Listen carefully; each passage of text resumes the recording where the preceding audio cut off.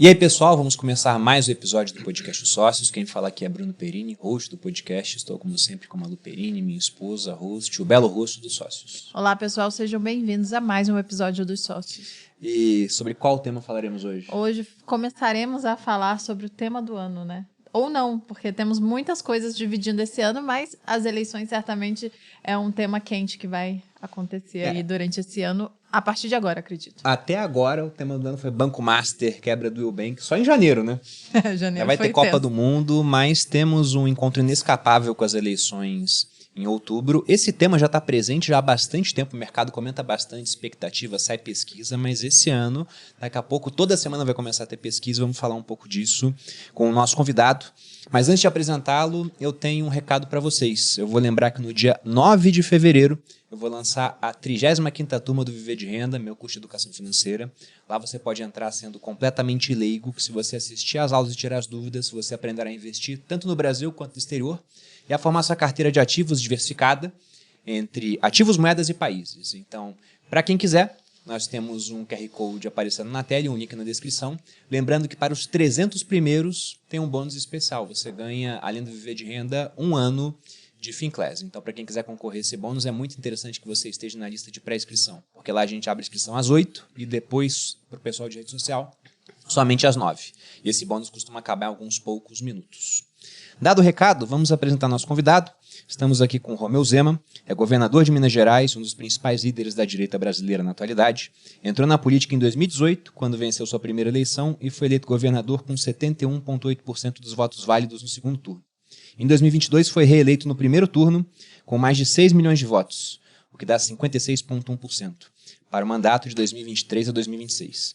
Antes da vida pública, Zema já era reconhecido como gestor experiente no setor privado. Esteve à frente das lojas Zema por mais de 3 décadas e liderou a expansão da rede, que saiu de 4 unidades em Minas Gerais para mais de 470 lojas em 6 estados. Empresa que completou 100 anos em 2023. Formado em administração de empresas pela Fundação Getúlio Vargas, ficou conhecido nacionalmente pela transição do setor privado para a vida pública e pelos resultados eleitorais que o consolidaram como uma das principais lideranças políticas do país. Zema, bem-vindo ao Podcast Sócios. Prazer, Bruno. Um prazer, Malu, estar aqui com vocês nos Sócios. Espero poder contribuir. Sempre muito bom estar aqui. Bom, para começar, o que te levou a migrar da vida privada, setor privado, onde você teve sucesso indiscutível pela métrica aqui de abertura de lojas, né, uma marca com mais de 100 anos, para a vida pública, onde a gente sabe, né? Eu, como digital influencer e a minha esposa também, todo dia tem gente falando mal da gente.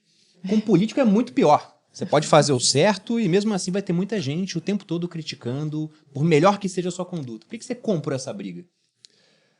Bruno, eu acho que teve aí vários fatores. Um alinhamento de planetas. Não foi só um, não. Vamos recapitular aqui. Primeiro, eu fiquei 30 anos abrindo lojas, rodei mais de 2 milhões de quilômetros dirigindo, grande parte disso por Minas Gerais. Lembrando que apesar da empresa da família ser antiga, esse ramo foi um novo negócio que eu abri. Começou praticamente do zero. O ramo nosso sempre foi concessionária de veículos. Existe ainda, só que hoje o negócio de varejo é muito maior do que o de concessionária de veículos. E eu vi que tinha um potencial de crescimento, comecei a abrir, fiz de acordo com o perfil de Minas Gerais. Minas Gerais são 853 municípios, a grande maioria pequeno. Então, nós especializamos nesse tipo de negócio. Nós não temos loja em shopping, nós não temos loja em região metropolitana, nós temos loja em cidades de 10, 20, 30 mil habitantes. E é o que não falta em Minas Gerais. Então, fiquei dedicando toda a minha vida. E chegou 2016, eu falei, eu quero ver essa empresa que eu fiz crescer, funcionar sem a minha presença. Eu já vi muitas empresas, você também que acompanha negócios, começarem a sofrer porque já passou da hora do fundador, do acionista, passar o comando para uma geração mais nova e ele insistir em continuar. Eu acho que nós temos condição de contribuirmos muito, mas nós somos mortais. Sim. Então já vi muito empresário só deixar um negócio na hora de ir para o cemitério ou para o hospital. E eu não queria isso. Então, fiz a minha sucessão em 2016, a empresa profissionalizada, com balanço auditado, tudo direitinho, e fui para o conselho de administração. Queria ter uma vida menos corrida, entendeu?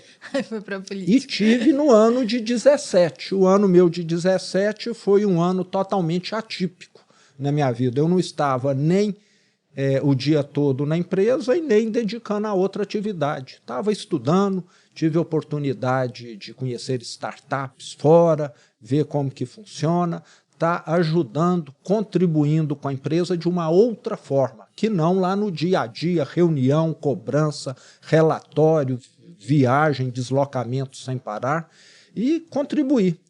E coincidiu no final de 17, o Partido Novo entrar em contato comigo.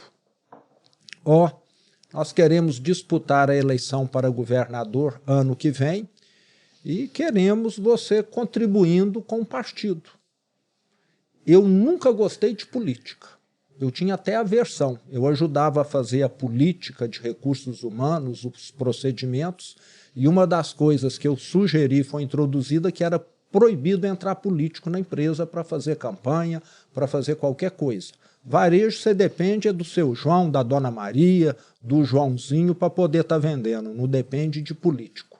E eu sempre vi com péssimos olhos a política no Brasil.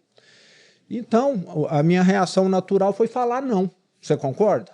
Eu ser chamado por uma coisa que eu sempre abominei, que eu nunca gostei, que eu considerava uma atividade semi-criminosa, mas esse não começou a ter um custo para mim, com a minha consciência.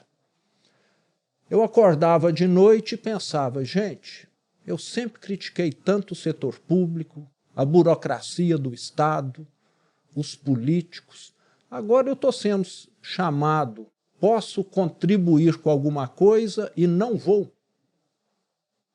Então, assim, aquilo me pesou, porque só criticar é fácil. Sim. Você mora no condomínio, você critica que o jardim está feio, que a piscina não está limpa adequadamente, que a pintura está não sei o quê, mas você não vai em reunião de condomínio, você não participa. Então, eu comecei a ficar naquela dúvida, mas antes de falar assim, eu fui numa psicóloga para ela me dar um atestado de sanidade mental. Eu comecei a duvidar que eu pudesse estar tendo alguma alucinação, alguma coisa assim. Fui, ela me entrevistou, conversou muito e falou, não, você está tudo bem, você está só muito indignado. Lembrando que lá em 2017 a gente estava vivendo pós-impeachment, petrolão, mensalão, mala de dinheiro, mais escândalo, corrupção do PT, não sei mais o quê.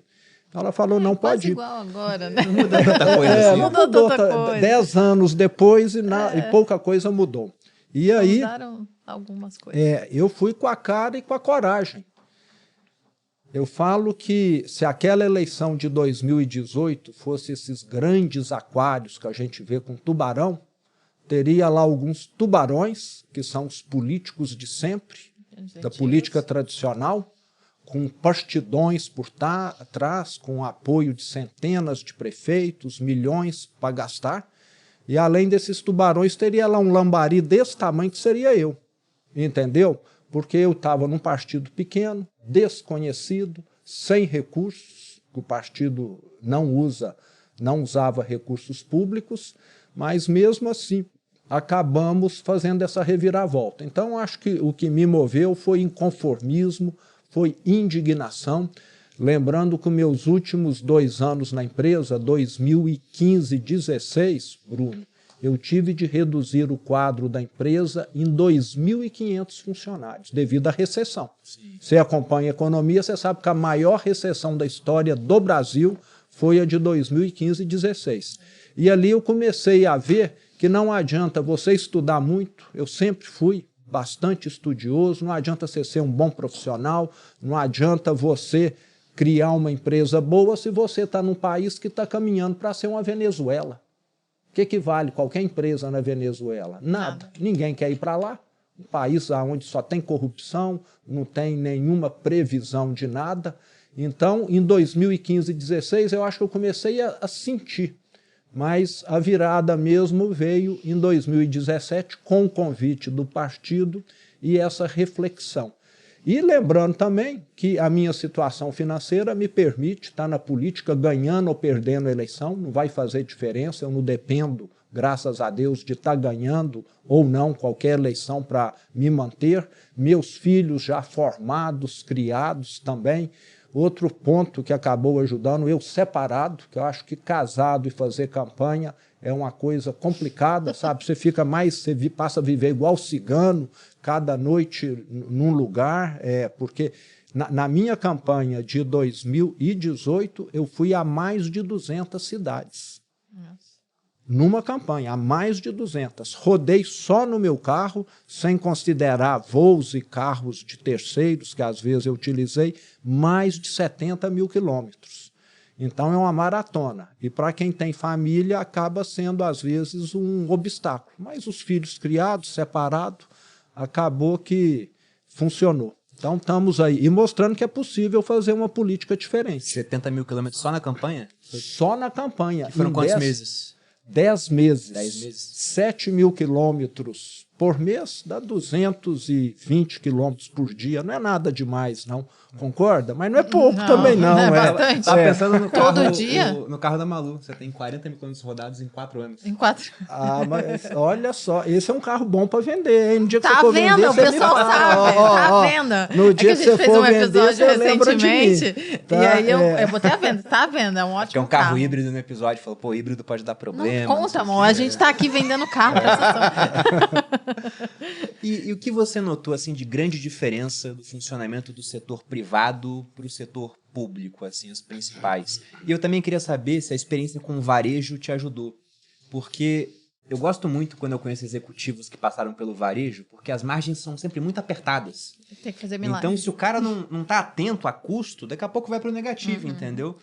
E aí, quando esse cara chega numa empresa com uma margem ótima, ele fala, caramba, né? É outra vida. Mas eu queria saber se você conseguiu trazer os ensinamentos do mundo privado para o público e aplicar realmente. Você falou muito bem, né? As empresas de varejo têm uma margem mínima. Tanto é que se você pegar as varejistas de 30 anos atrás, poucas estão aí hoje. Acho que 90% sumiram. E várias que estão capengando. E inclusive está numa época muito difícil. Né? Eu tenho notícias lá da empresa minha, né, que eventualmente eu me inteiro da situação. Nós estamos pagando para trabalhar, entendeu? Pagando para trabalhar. E muitas varejistas estão nessa situação. O e-commerce veio muito forte, a inadimplência está alta, os juros estão altos. O consumidor mudou muito, veio aí Betis, veio outros concorrentes que nunca existiram. Então, o varejo tradicional, que é o nosso caso lá, tem sofrido bastante. Mas ajuda muito, porque eu sempre percebi, o Bruno e Malu, que você precisa, antes de tudo, montar uma boa equipe. E nós temos excelentes pessoas no setor público. Lembrando que no setor público você tem muita gente concursada, capacitada, só que geralmente essas pessoas são relegadas a um segundo plano pela politicagem. Vamos pegar o caso lá de Minas Gerais. Nunca no passado, um servidor de carreira da Secretaria de Meio Ambiente, da Secretaria de Educação, tinha sido secretário de Meio Ambiente ou secretário de Educação. É a mesma coisa que numa empresa, Bruno, falar, vocês aqui podem crescer, mas nunca serão presidentes da empresa. Você está entendendo? Você concorda que isso é uma ducha de água fria no ânimo, no entusiasmo de quem quer crescer? Então, lá em Minas, e acho que em boa parte do Brasil, funciona assim. Mas nós fizemos processo seletivo, e colocamos pela primeira vez na história uma mulher à frente da Secretaria do Meio Ambiente, que é de carreira lá. Colocamos um ex-diretor, professor, à frente da Secretaria de Educação. E quando você tem gente boa, e nós fizemos processo seletivo, Headhunter, inclusive, que nós usamos quando eu ganhei a eleição em 2018, você já começa a ter um diferencial. Setor público não gosta de gente competente. Gosta de gente que vai para lá para fazer politicagem. Por isso que a saúde não avança, por isso que a segurança pública não avança no Brasil. Esse é o grande problema do setor público. Coloca lá quem é mais cabo eleitoral do que quem entende de saúde, de segurança, de educação, de segurança pública. E lá nós somos hoje, Bruno, o estado que tem o menor número de secretarias. Se você fizer um levantamento, apesar de Minas ser o estado o segundo mais populoso do Brasil, só perde aqui para São Paulo, nós somos o estado mais enxuto, 14 secretarias. Muitas cidades do interior têm mais secretários do que nós temos lá. Agora você precisa de 3 dentistas na sua boca para resolver seu problema no dente? Não precisa. Um dentista bom resolve, não é? E assim nós fizemos lá. Então o setor público, além de ter gente boa, tem a politicagem que faz com que esse pessoal fique, na minha opinião, subutilizado e também indignado. E nós chegamos lá fazendo essa mudança. Agora, ajudou muito, além dessa visão de pessoal, que eu sempre tive, né? Você ficar sempre com os melhores, estar selecionando eternamente a sua equipe, a questão de ter meta, de ter acompanhamento, não tinha. O ex-governador de Minas, Fernando Pimentel, do PT, a informação que eu tenho é que ele ficou lá 4 anos, não teve uma reunião de secretariado. Eu não sei como que funciona. Eu faço no mínimo 2 por mês, para poder estar acompanhando, passando as diretrizes, discutindo algumas questões, mas eu acho que o raciocínio no passado era outro, era lotear. É falar o partido tal, essa secretaria aqui é sua, você faz o que você bem entender aqui. E não precisava conversar com outra, com nada. Eu acho que nenhuma empresa, instituição funciona se você não tiver um processo bem lubrificado. Se compras não estiver conversando com produção, que conversa com vendas, que conversa com marketing, que conversa com financeiro, você concorda? Lá ninguém conversava com ninguém. Então dá para ver como o setor público no Brasil não tem eficiência, porque está cada um olhando só para o próprio umbigo, sem olhar o resultado, as sinergias que você pode estar extraindo do todo. Então é um grande manancial de oportunidade. Na hora que chega lá alguém com uma visão de eficiência, com uma visão de entrega, você começa a fazer uma diferença gritante. E o que você viu assim de diferença com essa experiência no setor privado para o que você encontrou nas empresas públicas do estado de Minas Gerais, a CEMIG e a Copasa, por exemplo? Porque você falou do governador anterior, né, o Pimentel. O PT, não posso falar que é só o PT, né? Boa parte da política tradicional funciona através desse esquema de loteamento de cargos, né? Olha, você é meu aliado, então toma aqui uma estatal para você tomar conta, e aí bota um político para gerir uma empresa, sendo que esse cara às vezes não tem nenhuma experiência de gestão. E a empresa acaba virando um cabide de emprego, fica mega ineficiente, era para dar lucro, dar prejuízo, tipo Correios agora, por exemplo. O que você encontrou lá que você falou, cara, isso aqui é... Como é que pode funcionar assim? O que você fez para mudar? Então, isso que você falou é mais pura verdade. Tanto é que a CEMIG e a Copasa, desde que eu fui eleito em 2018, mais do que triplicaram ou quadruplicaram de valor. Inclusive, se puder explicar para quem não é de Minas, o que é a CEMIG e a Copasa? A CEMIG é a nossa operadora de energia elétrica. Né? É como se fosse a CPFL aqui em São Paulo, a CESP, Eletropaulo, qual que está... Enel. Eu acho que é Enel. Então o pessoal acho que consegue entender. A CEMIG é uma grande operadora, tem mais de 8 milhões de clientes e a Copasa é a nossa Sabesp, São Paulo, a Companhia de Saneamento, que também atende mais de 740 municípios em Minas Gerais, responsável pelo fornecimento de água e também tratamento de esgoto. E essas empresas estavam, Bruno, nessa situação que você falou, né?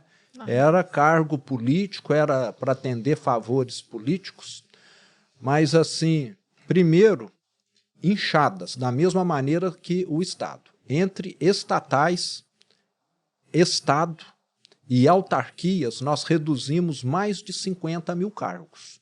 50 mil cargos? 50 mil cargos. Minas, numa crise financeira gigantesca, o governo passado pagava o salário parcelado, não pagava 13º, não fazia pagamentos a fornecedores, repasses para as prefeituras, e você tinha de enxugar. Então enxugamos, era gente demais. Agora o fato assim que mais comprova como uma empresa estatal impede o desenvolvimento, eu vou te contar aqui 2 casos que eu vivi e ainda vivo, de certa maneira, na CEMIG, que é a nossa companhia de energia elétrica. A CEMIG, quem acompanha a vida dela, vai saber que lá nos anos 2010, por aí, ela foi investir no Brasil todo, menos em Minas Gerais. E CEMIG significa Companhia Energética de Minas Gerais. Ela deveria investir em Minas.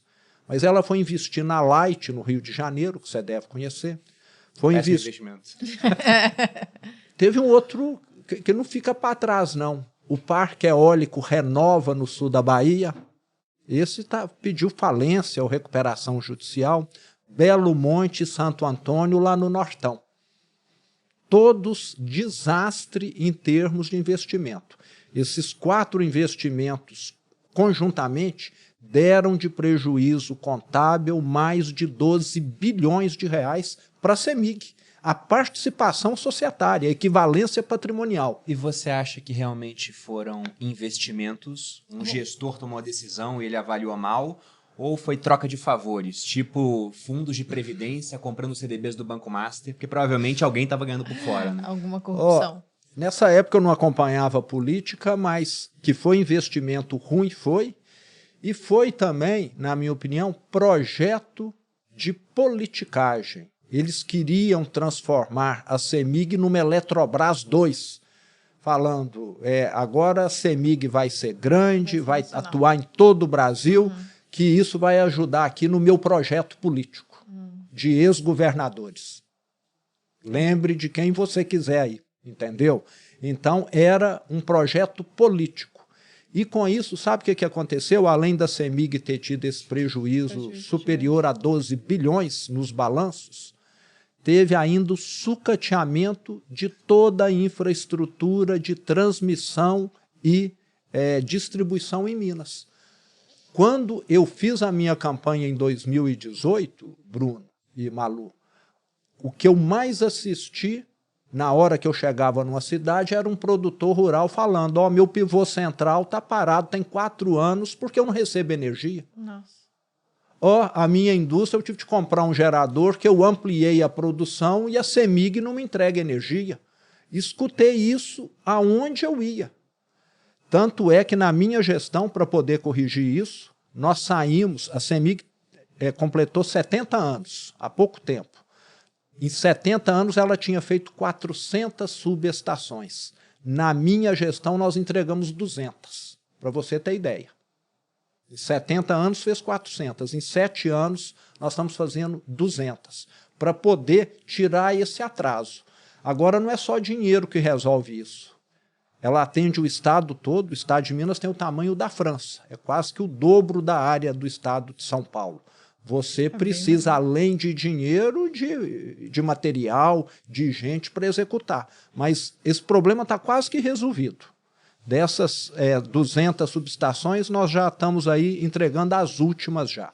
E outro problema que, nesse caso, esse não é só incompetência, não, falta de planejamento. Esse é má fé, na minha opinião. Quando eu assumi, Minas Gerais gerava 500 mega de energia fotovoltaica e energia solar. 500 mega. Hoje está gerando quase 14 giga. Multiplicou por 28 a quantidade. De 500 mega para 14 giga. 28 vezes mais. Isso significa que nós colocamos dentro de Minas Gerais uma Itaipu praticamente. Que é a capacidade de uma Itaipu. Mais de 85 bilhões de investimentos privados que essas usinas levaram para Minas. Isso está tudo pulverizado. São centenas, milhares de pequenas usinas esparramadas em todo o estado. Mas antes isso não acontecia. Você sabe por quê? Porque a CEMIG só autorizava a construir uma usina solar quem era amigo do rei. Aí o amigo do rei construiu uma usina solar, que era e ainda é, apesar das mudanças, um negócio muito rentável, e na hora que ele tinha a carta de autorização, adivinha se ele construía? O que ele ia fazer? Ele saía no mercado, ó, Malu, eu tenho aqui uma autorização para fazer esse negócio aqui que é muito rentável, você me paga 4 milhões, eu te vendo. Funcionava desse jeito. E a fila não andava para poder privilegiar alguns poucos amigos do rei. Muita gente enriqueceu assim e o Estado ficando sem energia elétrica. As represas só baixando. Quando eu entrei, colocamos um CEO novo na CEMIG, escolhido por headhunter, passou por todo esse processo, e uma das coisas que eu exigi dele foi um mapa de Minas na internet, que está lá até hoje, qualquer um pode consultar, onde é possível ter conexão. E aí teve esse boom de investimentos. Então dá para ver como uma empresa pode travar o desenvolvimento de um estado e de um país. Por isso que empresa estatal não é um bom negócio. Você citou os Correios aí e está um exemplo atual. Os Correios, na gestão passada, eles chegaram a dar lucro.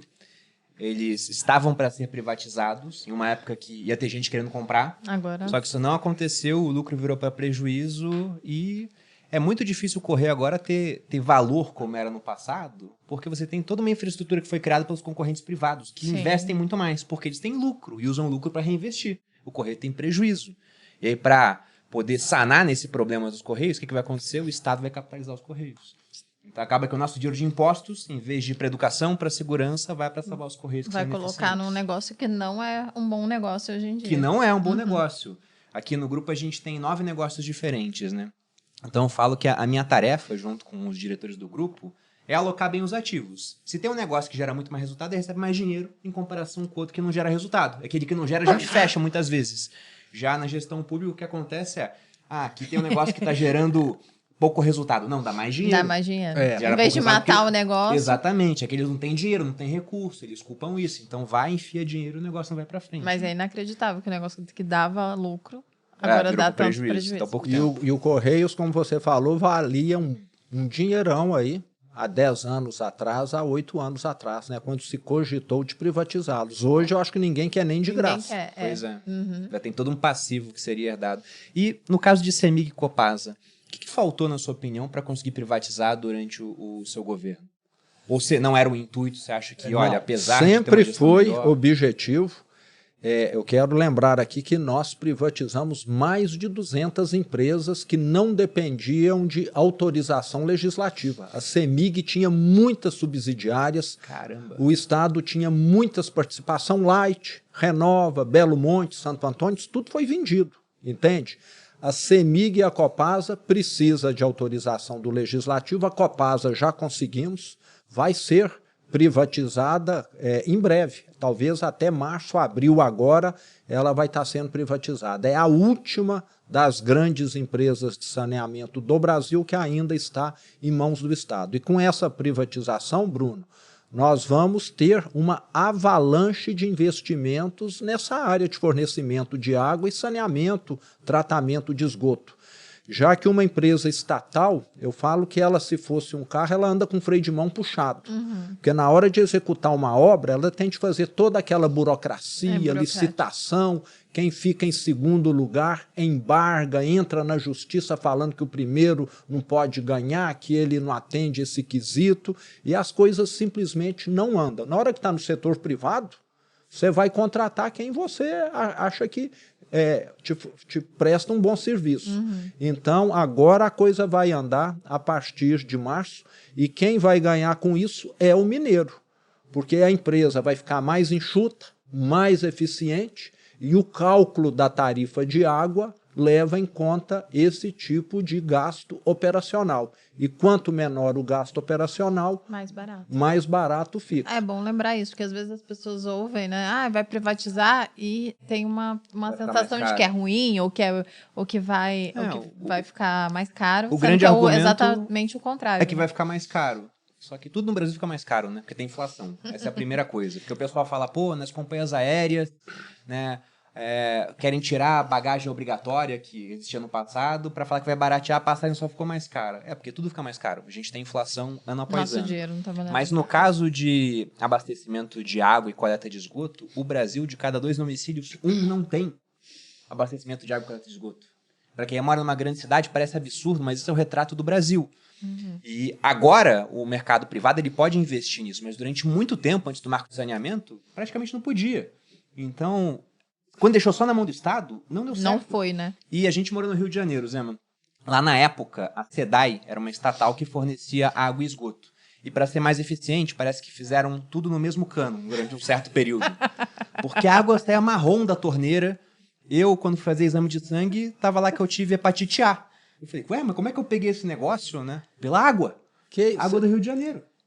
Entendeu? Foi assintomática a sua hepatite A e foi pela água. Foi pela água, provavelmente, no quartel. Né? Depois eu vim a descobrir no quartel, fui militar durante 11 anos, que na hora do almoço, o bebedouro com filtro não dava vazão. Então o soldado, para ser mais eficiente, pegava da torneira. Pra ser mais rápido, né? Entendi. Então não só eu tive hepatite A no meu quartel, acho Provavelmente que todo mundo, né? e a água do Rio de Janeiro vinha da E SEDAI. hoje, no pós-privatização, como que está? A gente já saiu do Rio de Janeiro, então já não... Você não acompanhou, não, tá? E nem quero saber mais do Rio. Mas a notícia que eu tenho, né, que inclusive acho que saiu na mídia, é que a Baía de Guanabara já está bem mais limpa. O vídeo Melhorou. Não é que está limpa, não, mas está menos suja, vamos dizer assim. Mas é um avanço já. Com certeza. E é necessário, porque o Estado já tem coisa demais para fazer na saúde, na educação, na segurança pública. Né? Aí ele vai ficar ainda administrando empresa de eletricidade, de água, não dá. É que o Rio ainda tem o grande desafio das favelas, né, das comunidades gigantes, que provavelmente não tem, é difícil entrar, mas provavelmente agora que saneamento, né? Aí acaba despejando tudo na Baía de Guanabara, né? A maré ali. E some-se a isso a questão, né, de muitas vezes esse trabalho ser quase que impossível de fazer devido ao crime organizado que controla alguns territórios, fazem os gatos e se beneficiam cobrando disso. Exato. E a última coisa que eles querem é que essas empresas chegam lá com eletricidade, com água, porque são concorrentes deles. Concorrente deles. Você citou muito bem esse ponto, porque quando você disse que a CEMIG tinha investimento na Light, há não muito tempo, o último resultado trimestral da Light, eles sempre divulgam, né, o que eles têm de perdas lá, e é alguma coisa como de cada 10 ligações que existem de energia no Rio de Janeiro, 6 são clandestinas. E é exatamente isso. A gente morou em Realengo, no Rio de Janeiro, tinha algumas ruas em que eu entrava que eu não vi o céu, de tanta ligação clandestina, assim, era um monte de fio passando. E isso é por todo o Rio de Janeiro, porque em todo local você vai ter uma área não planejada com esse monte de gatos, né? Então a empresa perde muito dinheiro com essas ligações e aí tem que cobrar mais caro de quem está regularizado. Exato. E você falou dos Correios, quando nós vendemos a Light, teve várias críticas lá em Minas Gerais com relação a essa operação. Hoje, se nós fôssemos vender, talvez valesse 5 vezes menos do que o que nós conseguimos levantar na época. De lá para cá, só diminuiu o valor aí de mercado da empresa. O que, na sua opinião, na sua gestão, ao longo desses 2 mandatos lá em Minas, foi uma decisão acertada, mas foi muito impopular na época e com o tempo se provou correta? Lá em Minas, teve um populismo sem tamanho. E isso atrapalhou muito o Estado. Então, lá atrás, um governador falou, eu vou congelar o meu salário, o salário dos meus secretários. E quando eu assumi, um secretário de Estado, de Educação, que tem 200 mil funcionários na equipe, Minas Gerais nós temos aí cerca de 3.500 escolas. São 200 mil funcionários na educação. Um secretário de Estado de Educação ganhava menos do que praticamente todos os secretários municipais de educação do Estado, que tem 853 municípios. É a mesma coisa que um general ganhar menos do que um major, do que um capitão. Não faz sentido. Você concorda? Sim. E ninguém tinha coragem de corrigir isso lá em Minas Gerais. E eu corrigi. Aí falaram, esse governador está aumentando o salário, o Estado quebrado. Agora, como que você leva gente competente? Alguém vai querer ser promovido a general se como major ele ganha mais? Você fala, me deixa aqui como major, não é? Só que antes, não é que ganhava pouco, não. Antes eles tapeavam o povo, arrumando outros cargos dentro das estatais, das subsidiárias, entendeu? Então, a bem da verdade era isso. E eu gosto muito, Bruno, e acho que você também, de transparência.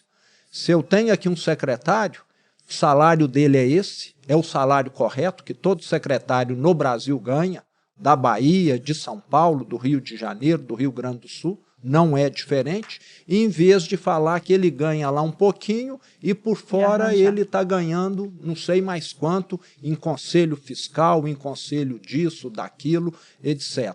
Então criticaram muito, lembrando que eu sou um político antissistema, eu sou o que mais recebe crítica, porque tudo que está errado na política eu critico, eu questiono. Se fosse para fazer igual, eu ia ficar lá na minha zona de conforto, você concorda? Está cheio de gente para fazer igual aos políticos de sempre. Eu estou na política para fazer diferente. Então, tivemos esse reajuste que foi certo, isso já tem 3 anos aproximadamente, então o pessoal, de certa maneira, já absorveu isso também, e é o correto. Porque eu tinha lá secretário que estava fazendo papel de voluntariado. O que ele ganhava, às vezes, dava para ele pagar o combustível e o almoço dele. Você está entendendo? Aí ele ia falar, não, é melhor. Eles até ficaram alguns anos trabalhando, alguns deles, como voluntário lá, ajudando a resgatar o Estado, vamos dizer, por patriotismo mesmo. E eu, desde o início, sempre dou o meu salário, principalmente para a paz, entendeu?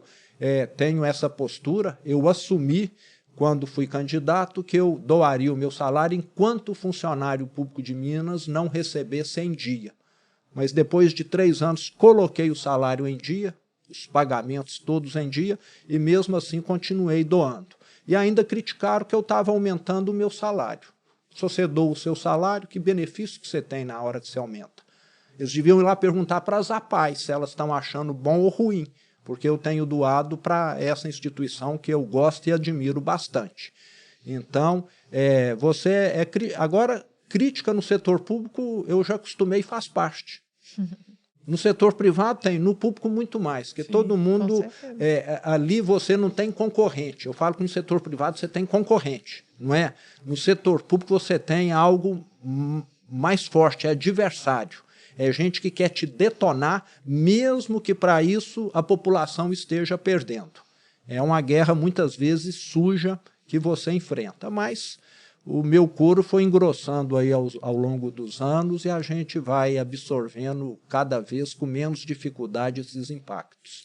Quando eu era mais novo, eu ficava pensando, caramba, acho que é muito injusto isso dos políticos receberem salários. Deviam ser pessoas voluntárias para fazer isso, né? Só que depois eu fui amadurecendo e vendo que realmente sem uma remuneração boa você não atrai gente boa. Hoje, nós conhecemos algumas pessoas que eram parlamentares em âmbito estadual ou federal e que não pretendem se reeleger.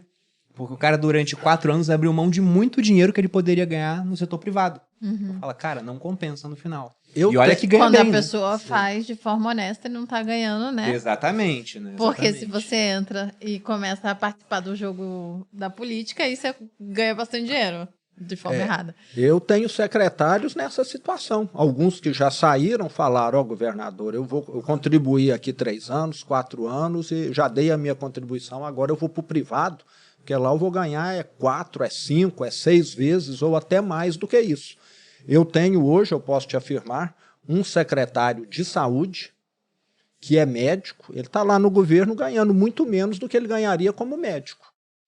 Está lá como um voluntário, mais ou menos como eu estou, entendeu? Porque acredita que pode contribuir, a saúde em Minas está tendo um avanço extraordinário com a gestão dele também.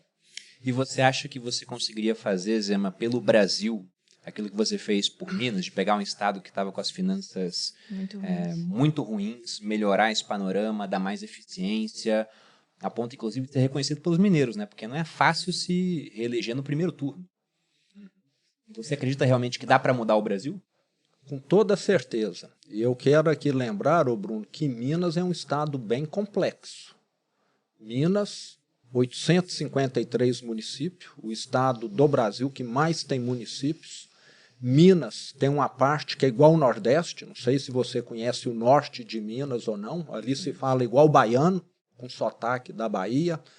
A zona da mata nossa, a região de Juiz de Fora, é igual ao Rio de Janeiro. Juiz de Fora já fui algumas vezes. O sul de Minas aqui, igual São Paulo. Igual São Paulo. Né? E o Triângulo Noroeste ali, igual Goiás, que é a minha região. Então, nós somos um estado, talvez nenhum outro no Brasil seja tão heterogêneo em diversidade cultural, diversidade ambiental. Nós temos Caatinga e temos, igual São Paulo aqui, que daqui a 100 quilômetros aqui já é o sul de Minas. Então, é um estado mais difícil de administrar. E nós pegamos um estado arruinado. Quando eu assumi, em 2019, Bruno, na primeira semana como governador, a minha sala fica no 4º andar. Na hora que eu olhei na janela, tinha ali umas 500 pessoas, 500 prefeitos, fazendo manifestação, querendo receber aquilo que o governo do PT tinha roubado deles. Repasse de ICMS, de PVA, recurso da educação, do Fundeb e também da saúde. Nós tivemos prefeitos em Minas que adoeceram, que renunciaram e até que suicidaram. Caramba. Porque eles não recebiam aquilo que eles tinham direito. Então os prefeitos lá gritando, com trio elétrico, com megafone, queremos o que é nosso. Então uma situação assim muito difícil mesmo. E nós provamos, depois de 7 anos, que dá para reverter esse quadro caótico. E é com gente competente, como eu te falei, com meta, com acompanhamento. Nós não tivemos um escândalo no meu governo, não tivemos corrupção. Fui criticado recentemente agora por causa de um voo que eu fiz, que eu atrasei. Sabe por que eu fui criticado? Porque nós damos transparência. Tudo que eu gasto hoje, qualquer equipamento que eu uso do Estado como uma aeronave, no mês que vem está no portal da transparência de Minas Gerais. O que o presidente gasta e utiliza, daqui 100 anos o seu tataraneto vai ficar sabendo. Talvez, entendeu? Então tem uma diferença brutal aí. E você que é do mercado sabe que boa gestão rima com transparência. Porque na hora que você é obrigado a prestar contas, você vai fazer o melhor e vai fazer o correto. Concorda? Uhum. Então, lá em Minas nós fizemos esse avanço e é isso que o Brasil precisa. Saímos de um déficit na época do PT de 11 bilhões para um superávit em 24 de 5 bilhões de reais. Nossa. Menos 11 para mais 5. Com isso, o Estado voltou a ter condição de investir na saúde. Eu recebi um cemitério gigantesco de obras abandonadas. Na hora que o PT acabou com o dinheiro, ele parou tudo quanto é obra no Estado, tudo depredado. O hospital que estava quase pronto, todo mundo carregou luminária, ar-condicionado, cabo. Você precisa de ver que tristeza. Concluímos tudo. E eu vou entregar para o meu sucessor daqui a poucos meses um canteiro de obra em andamento, grande, e com um detalhe, com um recurso depositado em conta para ele poder concluir a obra. Linha 2 do metrô de Belo Horizonte, ficou 22 anos sem ampliar o metrô de Belo Horizonte. Há 22 anos, Belo Horizonte não crescia 1 metro o metrô. Nós vamos entregar 7 estações novas. Rodoanel Metropolitano de São Paulo está concluindo agora. Está faltando só o licenciamento ambiental para essa obra acabar. 5 bilhões a primeira etapa dela. Duplicação Belo Horizonte, Ouro Preto, Mariana, duplicação Belo Horizonte, Brumadinho e muitas outras obras que estão lá, tudo já no menu, tudo planejado e tudo com dinheiro, que é sempre a grande restrição no setor público. Então, é possível sim. Agora, nós precisamos no Brasil de gestão e não de politicagem. Então, lá em Minas, nós provamos, dá para tirar o Titanic do fundo do mar, sim. E nunca teve um empresário dirigindo no Brasil, um empreendedor, você concorda? Advogado, não tenho nada contra os advogados, mas acho que já teve advogado demais, sei que teve médico, inclusive o Juscelino era médico também. Por que não podemos dar oportunidade para um empreendedor, para quem gerou emprego, para quem consegue pensar... Empresa não precisa de tarnarão de vez em quando, uma chacoalhada? Eu acho que o Brasil está precisando também. Concorda? O Brasil tem andado com o freio de mão puxado há muito tempo. A grande questão é que aí, lá em cima, você vai passar pelo Congresso, que é um grande problema. Eu uma não sei grande se barreira, se talvez. o governador ele tem mais poderes do que um presidente tem, comparando assim os executivos, né, o federal e o estadual. Mas a gente pode falar que o nosso modelo democrático tem ficado cada vez mais caro, né? Porque o executivo tem que negociar o tempo todo com o legislativo. Disfuncional, né? Aqui, se fosse uma empresa, é como se a área de marketing estivesse indo lá e dando piti na área de TI, na área de recursos humanos. Esse Supremo aí, eu acho que ele podia recomendar fechar o Banco Central, fechar a Polícia Federal, e ele assume tudo. Ele sabe de tudo, não sabe? Pelo jeito, né? Ele sabe fazer mais política monetária do que o Banco Central, ele sabe investigar melhor do que a Polícia Federal, não é? Está se metendo em tudo. Ele está se intrometendo em tudo. Também, né? Legislando também, fecha o Congresso também, legisla também. Então, acho que eles podem tudo, né? Nós temos ali uma instituição única no mundo, né? Que consegue fazer de tudo. Mas então, supondo aqui, Zema, você foi eleito presidente. Por onde você começaria a mudança do Brasil? Qual você acha que é o problema nevrálgico assim, que deveria ser o primeiro a ser atacado, entre os vários que existem, né? A gente pode falar que, olha, estamos com 1 trilhão de déficit nominal, quando você pega o primário mais os juros da dívida, a gente é um país de produtividade estagnada desde a década de 80, praticamente, a Previdência passou por reforma há pouco tempo, mas vai ter que ter reforma novamente no futuro... Educação, a gente está nas piores posições em exames internacionais, a gente está em segundo no ranking dos países nem, perdendo só para a África do Sul. Tem uma lista grande para ser citada aqui, mas o que você acha que é o primeiro a ser atacado? Ô Bruno, eu não acredito assim em bala de prata, né? Que um problema atacado resolva a situação do Brasil. Você precisa atacar em várias frentes. Mas nós temos um problema que, na minha opinião, tem efeito dominó sobre diversos outros. E na hora que você corrige esse problema, você automaticamente começa a corrigir outros. Eu falo que lá em Minas, quando nós assumimos, o Estado estava num círculo vicioso. Falta de dinheiro significava escola em má situação, merenda ruim, aluno que não tinha interesse de ir na escola, e na hora que você começa a ter dinheiro, você melhora a estrutura da escola, melhora a merenda, o aluno passa a querer frequentar a aula. Então você sai de um círculo vicioso para um círculo virtuoso. E o Brasil, na hora que você corrigir essa questão da gastança do governo federal, acho que você que acompanha a economia vai concordar comigo, você começa a corrigir uma série de outros problemas.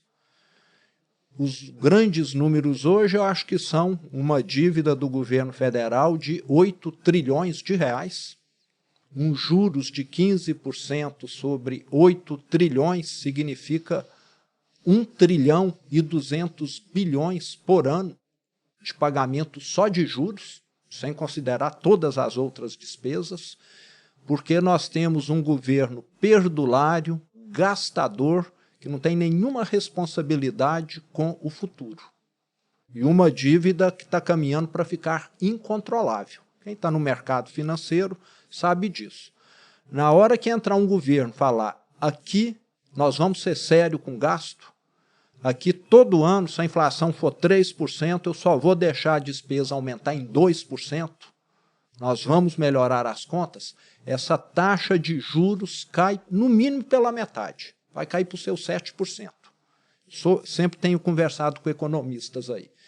Na hora que uma taxa de juros dessa cai, o gasto com juros do governo vai cair de 1 trilhão e 200 bilhões pela metade, vai sobrar só aí 600 bilhões por ano, sobra aí só 2 bi por dia, vai começar a sobrar para o governo federal.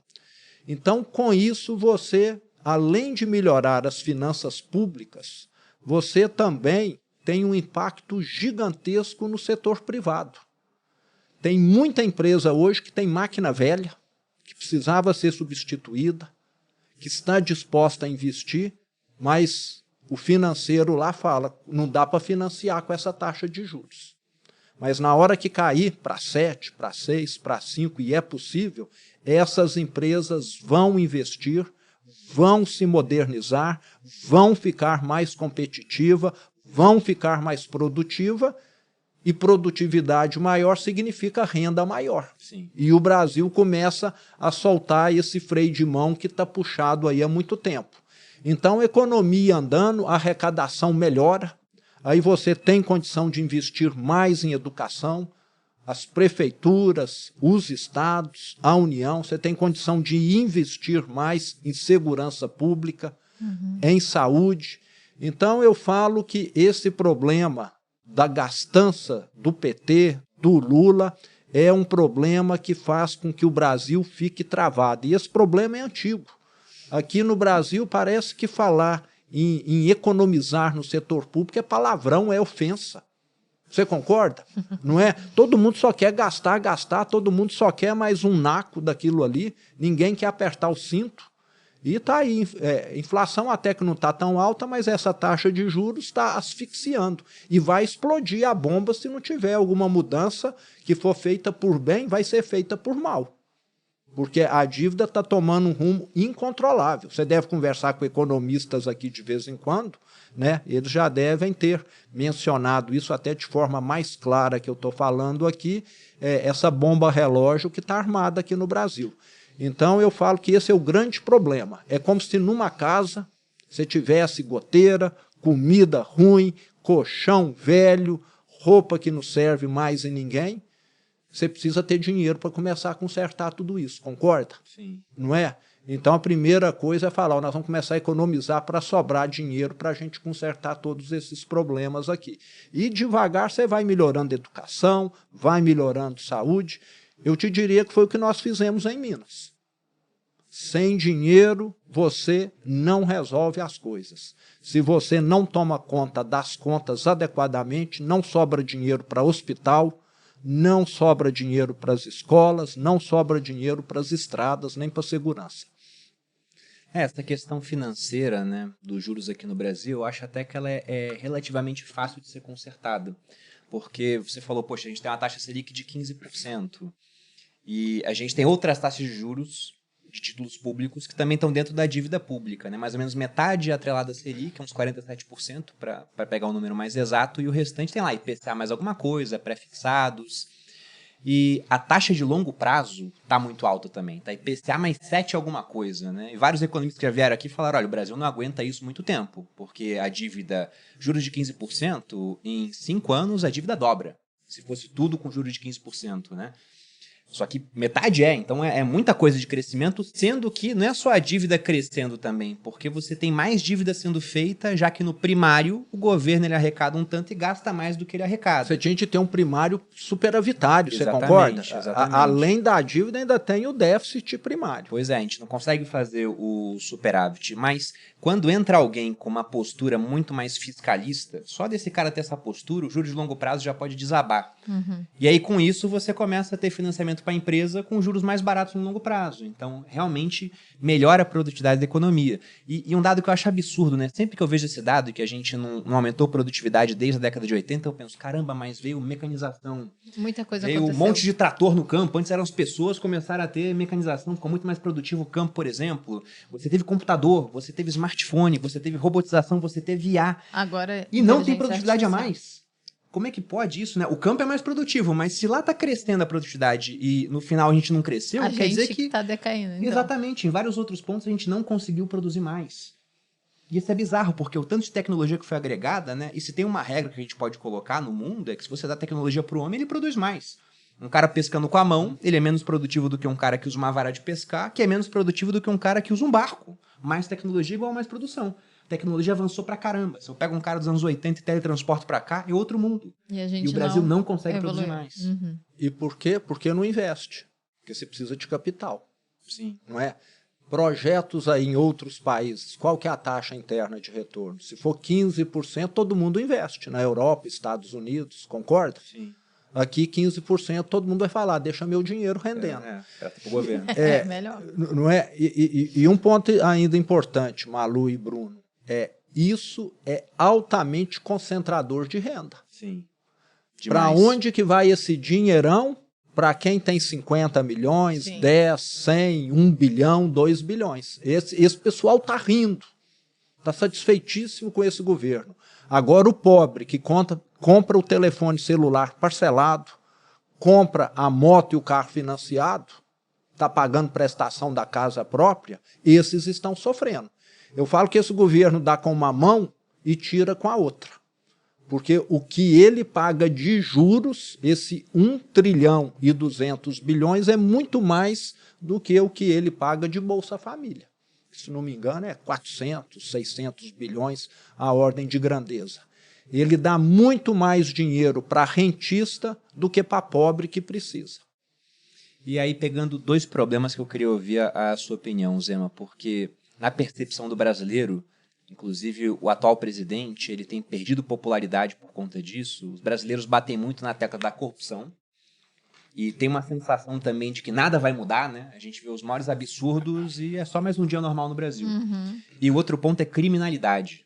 A gente teve a operação feita pelo governador do Rio de Janeiro, que gerou muita polêmica, mas depois, quando foram pedir a opinião das pessoas, os moradores de comunidade, os mais afetados pela operação e pela criminalidade, eram os que mais aprovavam a operação. Só que, mesmo com esse tipo de operação, a percepção também é que o Brasil, se não é, ele está às portas de virar um narco-estado. A gente olha para o México e pensa, pô, o México é um narco-estado. Acho que o mexicano olha para cá e pensa a mesma coisa.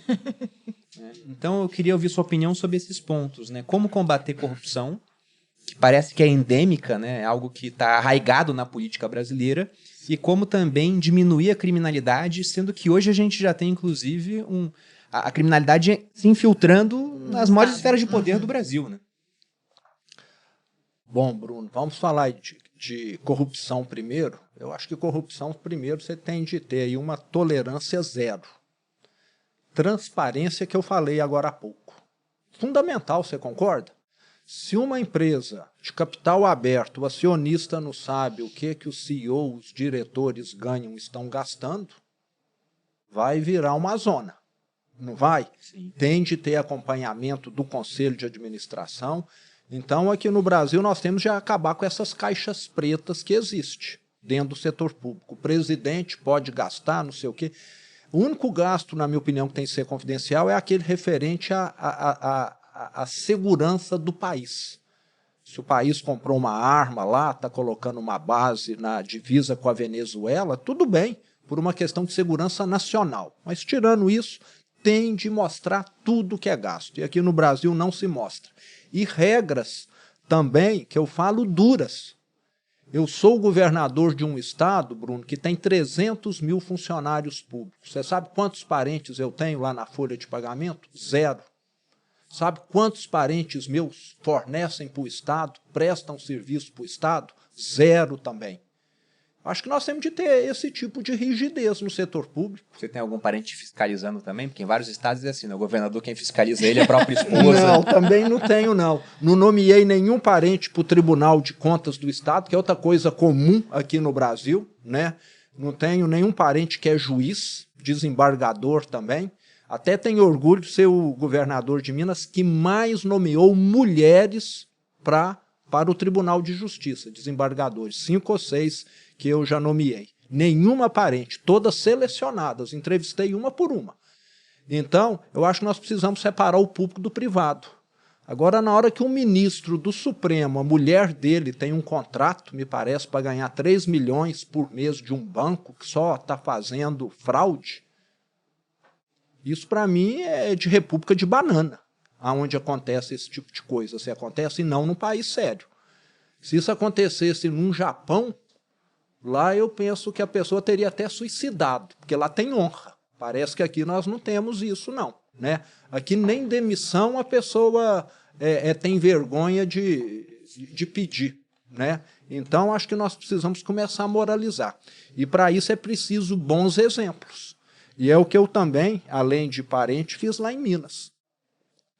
O ex-governador do PT, que é o governo, né, o partido que se diz tudo pelo social, morava num palácio com 32 empregadas, governantas, garçons, cozinheiros, ia e voltava para o trabalho todo dia de helicóptero. O governo do PT é isso, entende? Eu aluguei uma casa, que eu pago o aluguel, eu tenho uma empregada que eu pago do meu bolso, eu vou e volto todo dia de carro, porque inclusive peguei uma casa próxima do meu local de trabalho.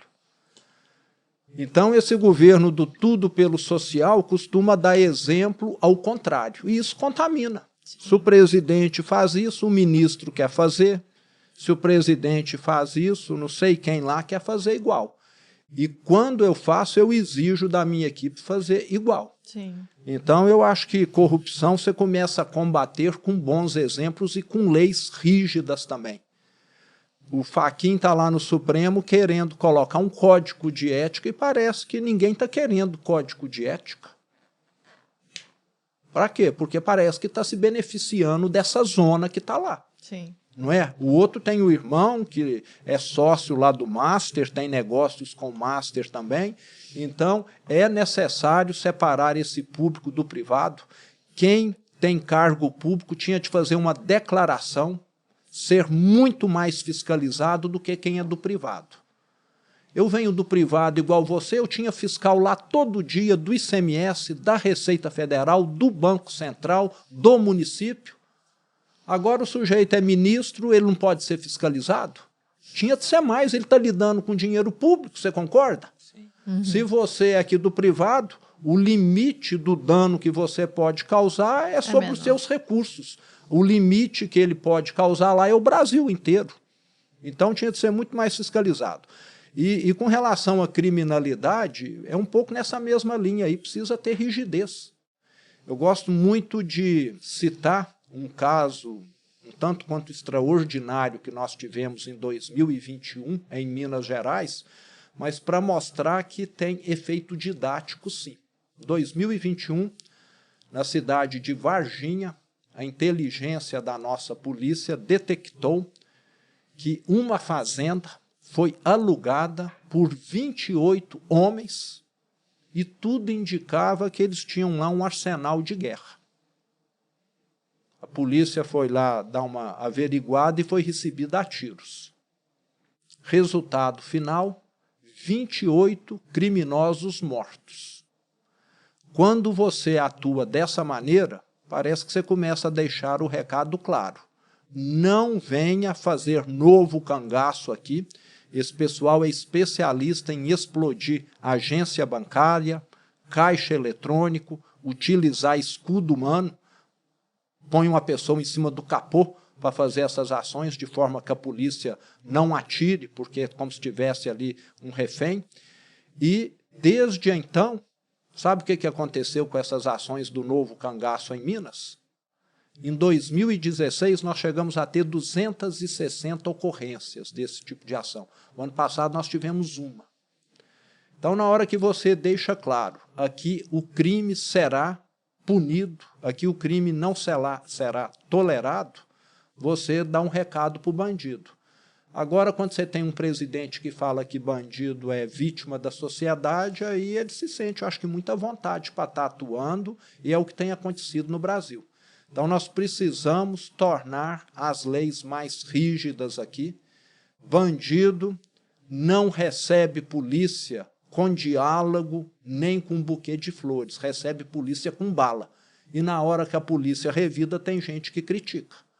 E lugar de bandido, pelo que eu sei, é na cadeia. E não com tornozeleira na rua, bandido que oferece algum grau de risco para a sociedade, como muitas vezes tem feito no Brasil. E nós temos hoje uma das legislações, Bruno, mais permissivas do mundo. Eu posso te mandar depois um prontuário de uma pessoa lá de Belo Horizonte que já roubou mais de 80 celulares e está solto. Ele rouba, passa um dia detido e na audiência de custódia o juiz solta ele. porque ele ainda não tem nada de condenação transitada em julgada. E vai repetindo, virou profissão. Roubar celular, e muitas vezes isso é o primeiro passo para ele amanhã estar armado e começar a matar também. Então o Brasil tem se transformado numa escola de criminosos por causa de um governo permissivo, um governo que acha que a pessoa não tem livre-arbítrio para escolher, que acha que ela é vítima da sociedade. Todo mundo tem livre-arbítrio. Quem foi para o crime é porque em determinado momento optou por isso. Então, o que nós precisamos realmente é endurecer essa guerra. O ano passado, quantos mil mortos? 35 mil. Qual é o país recordista, campeão há décadas no mundo em homicídios? O que nós vivemos. Não tem nenhuma guerra no mundo que mata tanto quanto aqui. Acho que nem se somar todas, mata tanto quanto se mata aqui no Brasil. Então, é um país que precisa mudar. E isso tem um custo para a sociedade gigantesco. Primeiro, um custo social. Sim. Quantas mães, quantas famílias são destroçadas porque perdem seus filhos? Sim. Você já pensou que tristeza? Não é? Ficam abaladas, traumatizadas, sem condição de fazer nada, porque perdeu um pai ali que sustenta filhos, ou um filho, alguma coisa assim.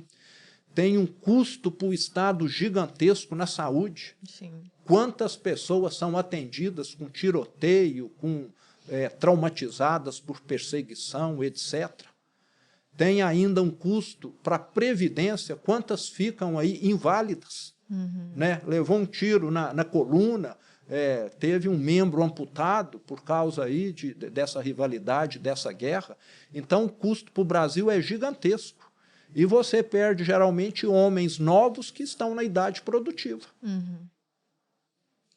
Realmente, a criminalidade é um problema que ele é um dos mais urgentes no Brasil, né? Até porque é um negócio hiper rentável. Vai saber se não estão comandando o país dos bastidores. Porque eu falei outro dia, né? O que o Vorcaro fez com alguns bilhões mostrou que não é tão caro assim comprar um país.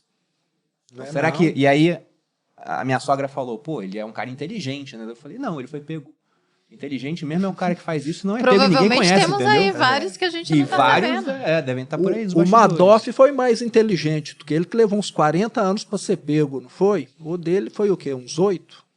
Eu não sei quanto tempo demorou. O Madoff, Madoff ele caiu por causa da crise de 2008. O mercado caiu, o pessoal queria o dinheiro de volta e não tinha para todo mundo. Mas né? eu acho que ambos eram meio que pirâmide financeira, não é? É que um montou com CDBs e o outro era um serviço de rentabilidade lá, mas era um esquema parecido até, se você pensa.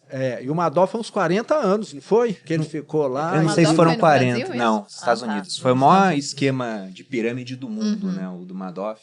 E ele é um cara que ele ajudou a criar uma das bolsas americanas, a Nasdaq, ele foi presidente da Nasdaq. Aquele... A gente assistiu Você documentário assistiu um documentário sobre, dele, muito bom.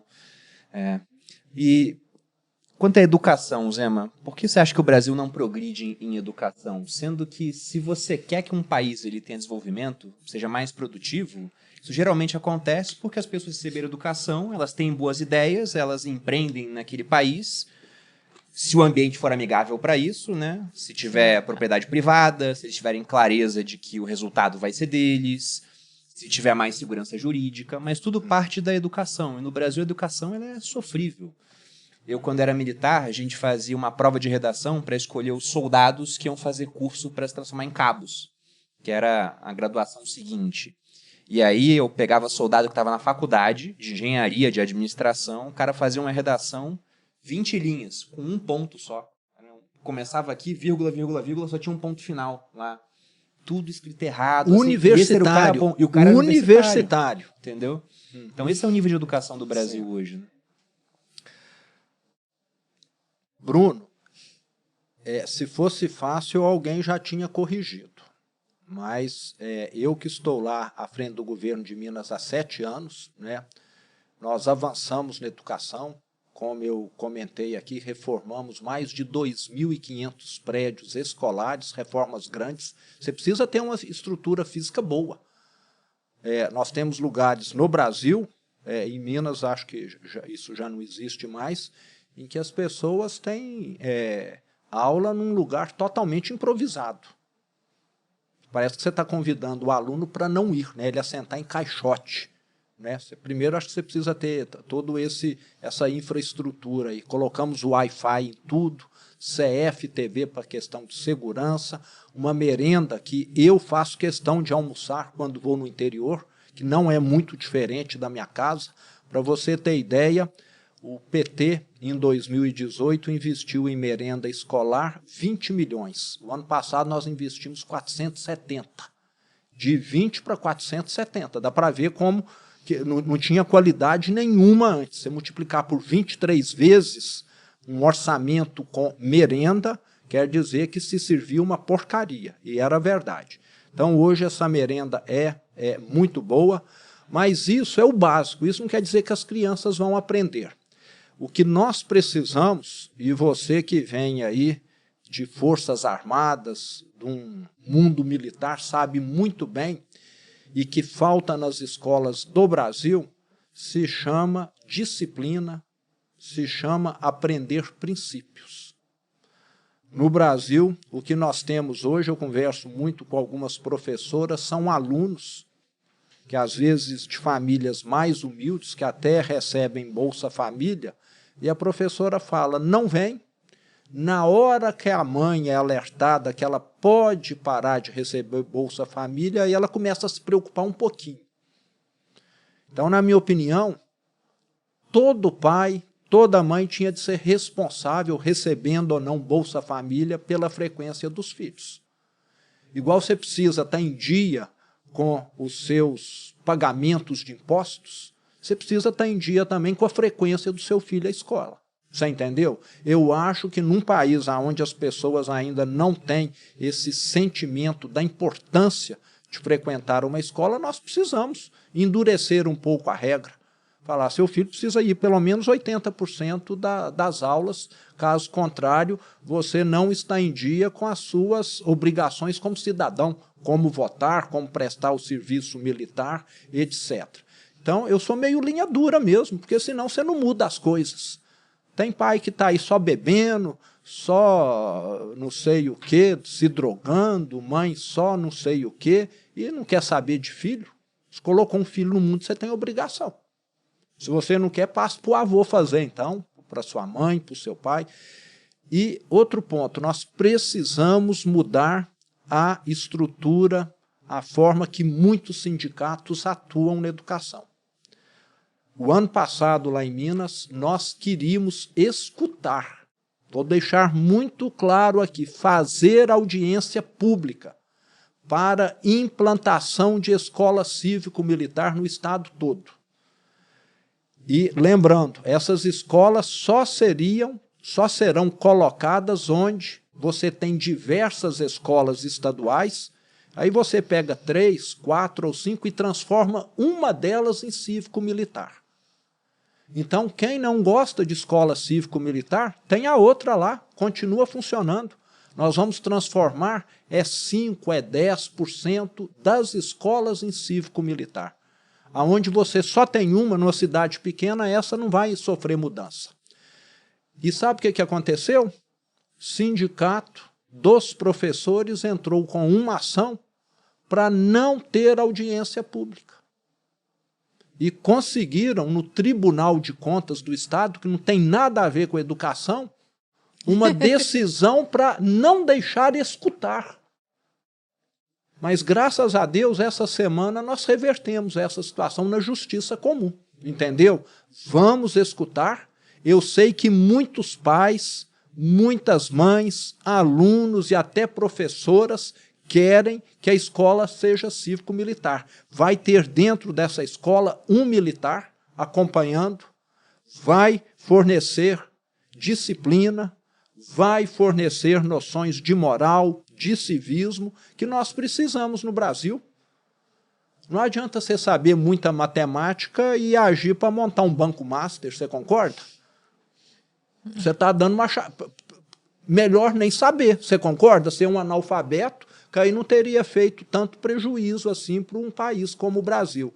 Então, nós temos formado aqui pessoas que muitas vezes não sabem, como você falou, e às vezes até que sabem, mas que vão para o lado errado. Então, o sistema educacional precisa de uma mudança de mentalidade. A esquerda tomou conta.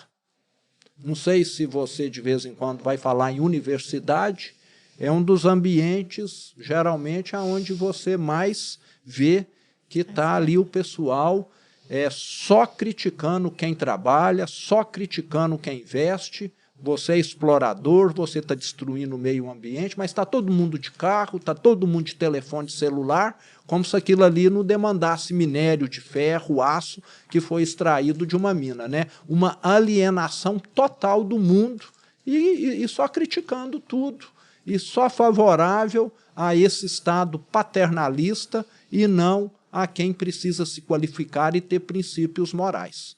O problema do Brasil, além dessa questão estrutural do ensino, vai muito para a questão cultural, né? Moral mesmo. As pessoas precisam ter um modelo mental diferente, de que trabalhar vale a pena, de que se qualificar é importante, e não ficar só pensando que dia que esse governo aí vai me dar uma boca aí, uma bocada para me resolver meus problemas, que é o que muita gente faz.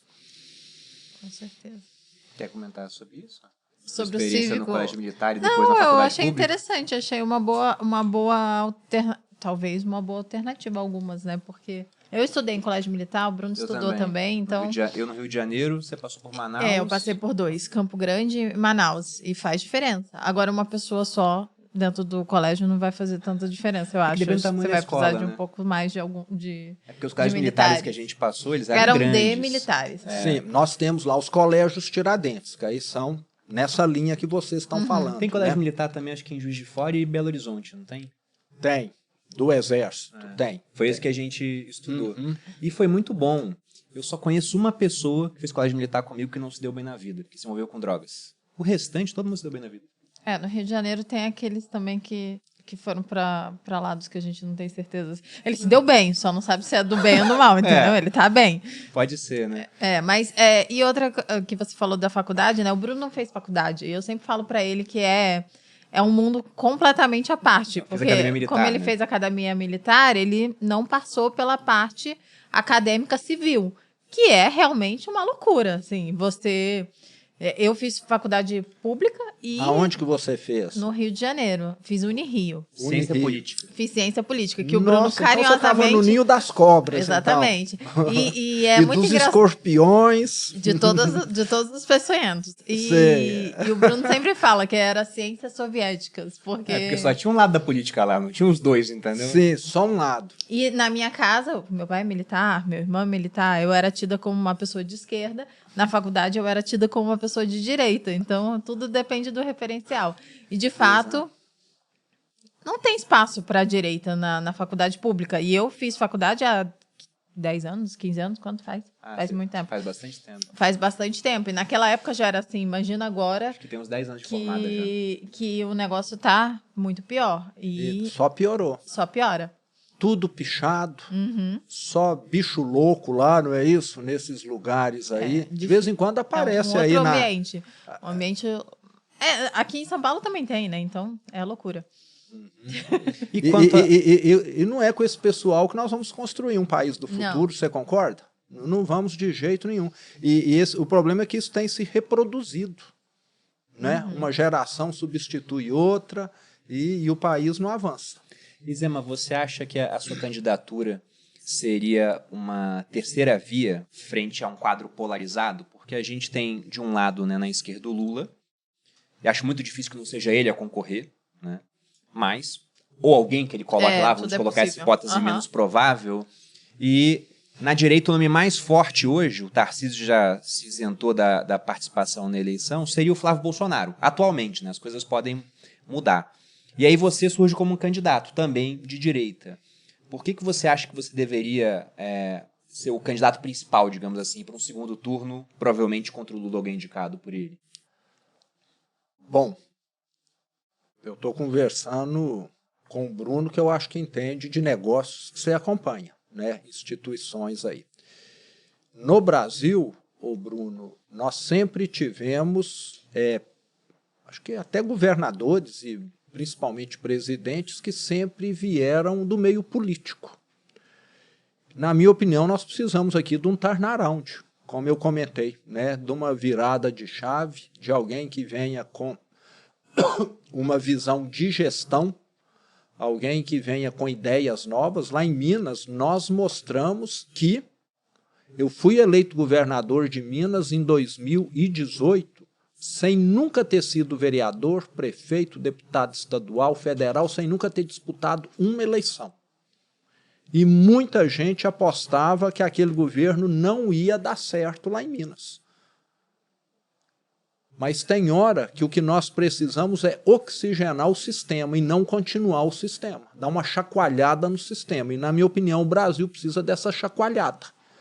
E, infelizmente, quem já está na política há 10 anos, há 20, há 30, etc., que vem de família política, etc., já incorporou, não sei se felizmente ou infelizmente, diversas práticas que eu considero que são ruins para o país, como loteamento de secretariado, de ministério, que nós comentamos, como você ou alguém da família fazer um negócio com banco master e achar que isso é normal. Para mim não é. Você está entendendo? Ou você gastar dinheiro público a rodo e achar que você não tem de prestar conta, para mim também não é normal, não. Entendeu? Então, eu acho que a gente precisa de uma pessoa que venha com esse modelo mental, com esse mindset diferente para a política. Porque, caso contrário, vai continuar acontecendo o que sempre aconteceu. Nós temos aqui bons políticos, com bons desempenho, mas a grande maioria deles vem com esse modelo já que a gente sabe que é dar continuidade ao que já se provou que não é bom para o Brasil. Perfeito. Não sei se eu consegui explicar. Não, conseguiu, na minha opinião, sim. Você tem mais uma pergunta? Não. Bom, tem muita coisa para ser perguntada, né? Mas tem um horário aqui, limite do podcast. Então, Zema, só agradecer. Foi ótimo recebê-lo aqui. Espero que volte mais vezes. Desejo boa sorte na campanha. Se quiser passar um recado final para a audiência, fica à vontade. Eu acho que é a primeira vez, e olha que eu já dei muita entrevista, que eu sou entrevistado por um marido e mulher. Viu? Parabéns, Estamos eu não aqui me lembro de... O programa já existe há 5 anos. Acho que vai completar 5 anos. 5 anos. É uma raridade isso, viu? Eu acho que é difícil encontrar. Parabéns, Obrigado. Os dois muito bem preparados, mas eu espero ter contribuído aqui com o debate, até uma coisa que eu não comentei, que eu quero contribuir muito na minha pré-campanha e campanha, com o debate, que eu vou trazer ideias novas, como essas que eu falei aqui, transparência, tudo que você gasta você tem de mostrar. Para que o cartão de crédito do presidente não pode ser mostrado? Ele está gastando meu dinheiro e o seu, concorda? Não é? Tem de ser mostrado. Por que quem voa com ele ou nos aviõezinhos que nós pagamos o combustível, ninguém pode ficar sabendo? Um ministro pegar aviãozinho, jatinho para assistir jogo de futebol? Se ele gosta de futebol, o problema dele. Não é? Eu moro numa cidade que fica a 5 horas de Belo Horizonte. Eu nunca usei o avião do governo para ir lá com finalidade particular. Eu vou de carro. Eu falo, eu não vou gastar dinheiro do mineiro para ir lá na minha casa. Se eu tenho compromissos lá na região, até o avião desce lá e me deixa. Então, acho que a gente precisa ter essa responsabilidade com o dinheiro público, igual nós temos com o nosso. Então, isso para mim é fundamental, fico indignado com muita coisa que acontece no Brasil e acho que eu vou ter a oportunidade de estar mostrando nesses próximos meses aí. E agradeço muito ter tido esse momento aqui com vocês, parabéns aí pelo programa, muito sucesso e bom saber que nós temos aqui 2 estudantes militares. Acho que até que por isso que estão indo tão bem assim, que sabe que não tem solução mágica. Precisa ter disciplina, precisa ter plano de longo prazo, nada melhora do dia para a noite, não é isso? Mas ao longo de 10 anos dá para melhorar muita coisa. Então é essa noção que nós precisamos estar levando para os brasileiros. Muito obrigado. Obrigada a você, Zema. E vocês encontram a gente aqui semanalmente no canal dos sócios, sempre com episódio novo, para agregar de alguma forma a sua vida. E também me encontram no @maluperini no Instagram. Vocês me encontram no Instagram, Bruno_Perini, no canal do YouTube Você Mais Rico, tem vídeos toda semana e aqui no Sócio também semanalmente. Para quem assistiu, diga. Vou dar meu recado também. Romeu Zema Oficial no Eu ia Instagram perguntar, também. exato, Tô lá Romeu também. Zema. Perfeito. Então, quem quiser acompanhar as atividades do Zema, tá lá, Romeu Zema Oficial. Isso. Tem mais algum link que você queira deixar? Não, esse aí mesmo. Me siga lá no Instagram, Facebook, tenho no LinkedIn também. Tudo Romeu Zema. Tudo Romeu Zema. Perfeito. Isso. Para quem assistiu, nosso muito obrigado pela audiência. Ao nosso convidado, obrigado pela presença. Espero que volte mais vezes. E é isso, pessoal. Um grande abraço e até a próxima. Beijos.